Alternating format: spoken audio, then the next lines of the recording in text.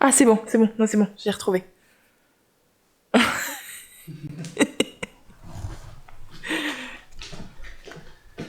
Ok. Alors déjà, on va faire une petite photo. J'ai réalisé en regardant ma chaîne en fait. Du coup, je suis retournée sur ma chaîne, j'avais pas fait ça depuis des années. J'avais pas posté depuis 2022, ça fait 4 ans. Je parle de 2022, en fait c'est genre une vidéo que j'ai postée en 2022 en mode toute pimpante là, en mode je reviens et puis en fait pas du tout. En vrai, la vraie dernière vidéo que j'ai postée, ça doit être en août 2020 et j'avais complètement oublié cette vidéo là. J'avais oublié en fait que je vous avais dit bye bye, je fais une pause et peut-être que je reviens et tout. Bref, ça fait quelques jours du coup que l'envie en fait me tiraille et en fait au début je me disais ok mais pas avant juin, nanana. Et en fait, je me suis dit, non mais attends meuf, en fait, non, non.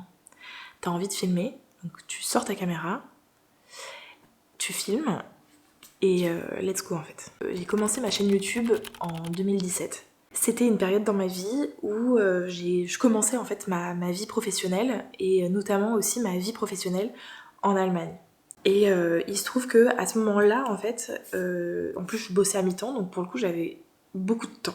Beaucoup de temps pour réfléchir, lire beaucoup. C'est vrai que c'était une période dans ma vie où bon, je commençais à m'ennuyer très sévère dans mon boulot. Mais par contre, j'avais une vie culturelle et intellectuelle très riche. J'avais vraiment besoin en fait de fixer mes pensées en fait à ce moment-là, de les ancrer en fait dans quelque chose. Et c'est comme ça en fait que j'en suis arrivée à ouvrir ma chaîne YouTube. Donc petit à petit j'ai fait des vidéos, petit à petit ça a bien marché. Je pense au plus haut de ma chaîne, on a dû arriver à 17 000. Et en vrai, pour une petite chaîne plutôt niche et sans l'inédito, je trouve que c'est pas mal. Voilà, 17 000, c'est pas mal.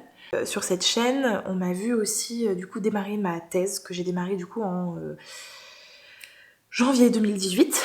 Évidemment, le Covid a frappé en 2020 comme pas tout le monde, j'ai envie de dire. Je me souvenais plus en fait de quand est-ce que j'avais arrêté et je me souvenais même plus en fait que je l'avais un petit peu officialisé. Et du coup, ok, en fait c'est bien le Covid qui m'a fait stopper. J'ai revu en fait la vidéo là juste avant de tourner. Je me souvenais plus en fait dans quel état d'esprit j'étais à ce moment-là. Agréablement surprise de cette vidéo. Je me trouve assez clairvoyante sur la situation, sur mes aspirations qui ont changé. Cette période-là particulièrement, elle m'a permis en fait de faire un réveil et en fait de faire le point sur plein de choses dans ma vie, donc notamment des croyances que j'avais. Voilà, un exemple un peu plus peut-être un peu plus parlant, mais par exemple ça m'a remis au clair avec les vaccins. Voilà. Sujet très terre à terre, mais concrètement en sortie de Covid, j'étais passée de bon les vaccins c'est important mais point trop n'en faut à on se fait vacciner. On se fait vacciner. C'est un exemple. Il y a d'autres sujets, peut-être que j'aurais pu choisir un sujet un peu moins crispant que le vaccin, mais tant pis, c'est comme ça que ça m'est venu. Bref, et évidemment, en fait, je m'éloigne un petit peu de YouTube et des réseaux sociaux en règle générale. Hein. J'ai moins posté en fait à partir de là sur Insta. J'ai moins partagé, ou tout du moins j'ai partagé de façon beaucoup plus lente. Notamment, il me semble que en 2020 déjà, je me lance dans l'écriture d'une fanfiction. En 2022 du coup, je reviens avec cette fameuse vidéo où je vous dis, je vous annonce toute pimpante qu'en fait je reviens, que je vais faire plein de contenu, etc. Et puis ensuite, plus rien. Et en fait, j'étais pas sûre, quand j'y repensais, pareil, j'ai revu la vidéo là avant de tourner. J'étais plus trop sûre du timing. Et en re-regardant cette vidéo, je me dis, ma pauvre, qu'est-ce qui t'attend? Alors déjà dans cette vidéo, je parle de ma thèse. Alors, soi-disant, je suis en fin de thèse. Pas du tout. Mais pas du tout. Genre, je comprends même pas pourquoi je parle de ça. Pourquoi est-ce que, à ce moment-là, là, en 2022, en février 2022, j'ose dire devant une caméra que je suis en fin de thèse? Mais pas du tout.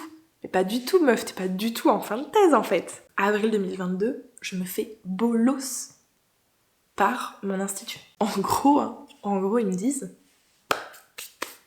bye bye. Et probablement que tu ne finiras pas ta thèse. Moi, je suis un peu têtue. Et je dis, bah, non, vous me bolossez, mais moi, je vais la finir, ma thèse. Je vous fais pas le durer le suspense. Je ne suis toujours pas docteur. Mais je n'ai toujours pas abandonné. Je n'ai toujours pas abandonné.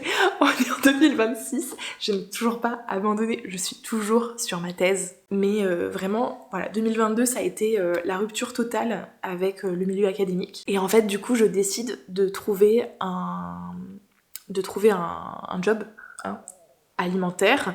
Mais en fait, pas que alimentaire. Juste de dire, ok, je vais faire ma vie.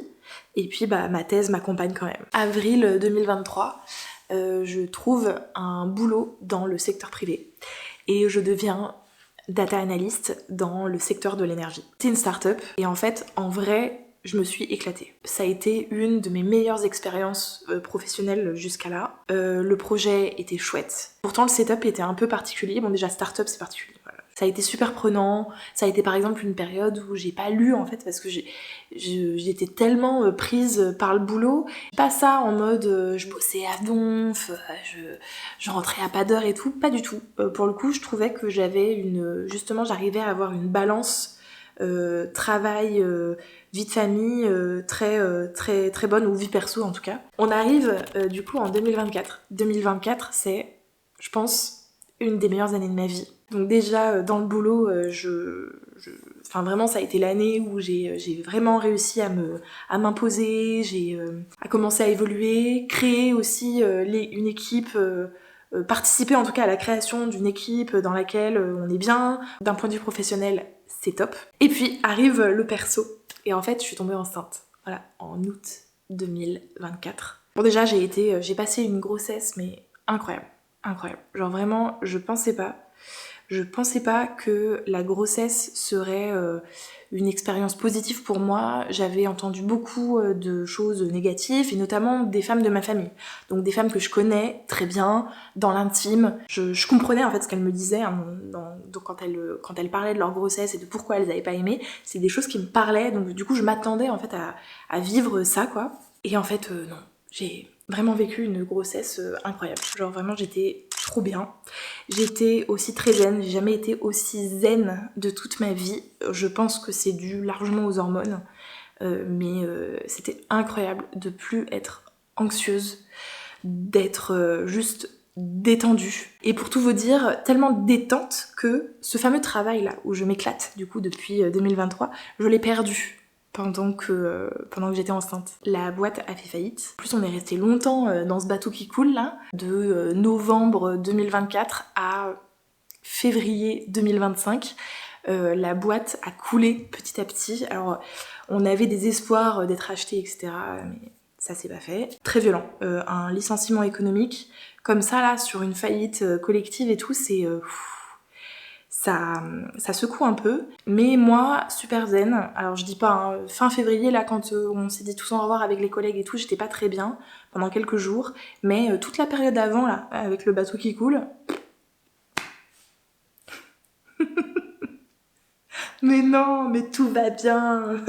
Tout va bien. Je me retrouve du coup en février 2025, à peu près un mois avant de prendre mon congé mat, sans travail, sans rien. Je reste tranquille parce que de toute façon, je rentre en congé maternité à partir de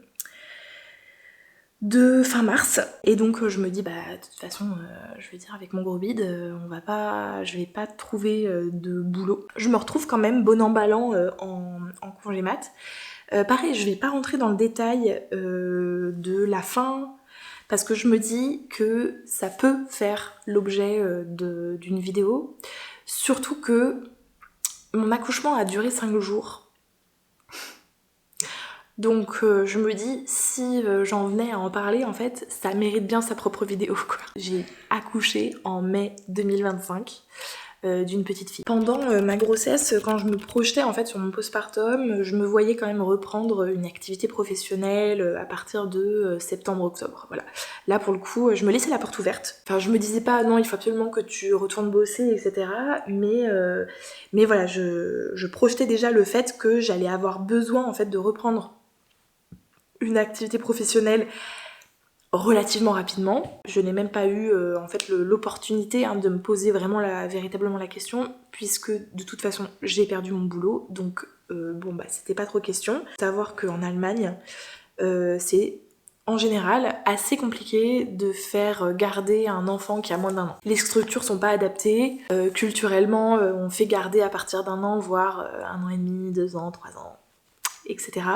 À Berlin, il faut justifier en fait de pourquoi on a besoin de faire garder un enfant de moins d'1 an. La justification elle est simple, hein, c'est il faut que les 2 parents bossent. Donc clairement, sans boulot, c'était pas possible pour moi de la faire garder. Et à savoir qu'il n'y a pas de système de halte garderie. Je me suis retrouvée en fait à être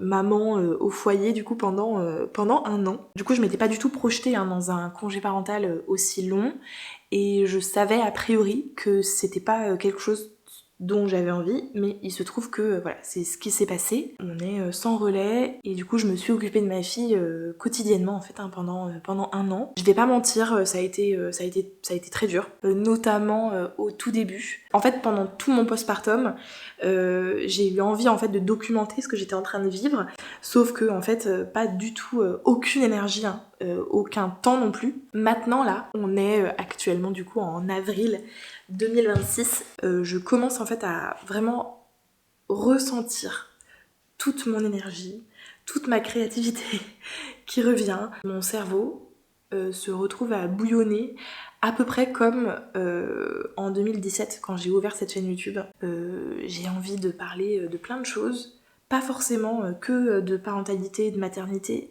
Voilà. Je reviens sans aucune promesse. Je revois ma vidéo de 2022 où j'étais en mode ouais, je vais faire des vidéos sur la campagne électorale, machin. Pourquoi tu dis ça? Dans les prochains mois là qui arrivent, je vais avoir un peu plus d'espace pour du temps pour moi. Et en tout cas, j'ai décidé de au moins utiliser cette fenêtre là que je vais avoir dans les prochains mois. Je parle de fenêtre parce que du coup, bah, vous avez compris, hein, j'ai toujours pas de boulot et j'ai pas eu l'opportunité d'en trouver. Donc je vais me retrouver en fait au chômage. Donc ça va me laisser quand même relativement du temps pour chercher un emploi. Pour finir ma thèse. Mais vous l'aurez compris, j'arrête pas de dire que en fait je suis en train de finir, mais pour être totalement transparente, j'en suis à la 3e partie. J'ai pas bouclé sur cette histoire de thèse, mais je n'ai toujours pas abandonné, hein. Je suis toujours dessus. Je bosse dessus sur mon temps libre du coup, depuis 2022 quoi, voilà. Donc c'est un peu la galère, hein, je vous le cache pas, pour le coup c'est quand même assez difficile. Je pense que le plus challengeant ça a été quand même de bosser avec un bébé, hein. J'ai atteint le sommet là, de l'optimisation du temps libre. J'ai quand même réussi à publier un papier. Je veux dire, d'un bras allaiter le bébé, de l'autre publier le papier quoi. Voilà, en gros concrètement on est là-dessus. Enfin je veux dire c'est un peu la réalité d'être parent quand même, hein. C'est que du coup oui le temps pour soi il est quand même restreint et il prend des formes un peu biscornues dans la journée quoi. En fait je vais réavoir un certain espace et je me dis peut-être que en fait cet espace j'ai envie de le passer à documenter en fait ce qui se passe dans ma vie, mon bouillonnement intérieur, etc. À l'image de 2017 quand j'ai allumé ma caméra pour la première fois, c'est ce dont j'ai besoin aussi aujourd'hui, c'est d'allumer une caméra, de parler, de faire du montage. En tout cas j'espère que mon retour vous fait plaisir. Moi ça me fait plaisir en tout cas d'avoir parlé. On va voir ce que ça donne au montage, j'espère pas être trop rouillée. Je vous dis pas à très vite, mais en tout cas à bientôt pour une prochaine vidéo. Ciao!